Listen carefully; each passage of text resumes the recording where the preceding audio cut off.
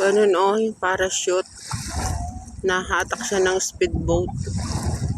Kaya lang nakatagilid naman. Parang ang pangit naman.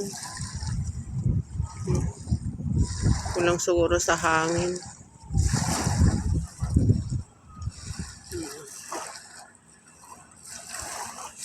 Tahimik lang dagat ngayon. Walang malaking alon. Mainit yung panahon kasi.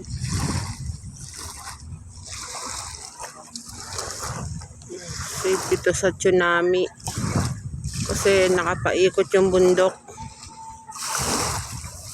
Babasagin muna ng bundok yung alon bago pumunta sa kabahayan.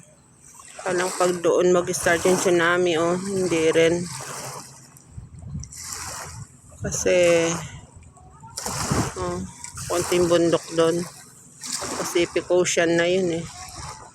Tugtong na ng Pacific Ocean.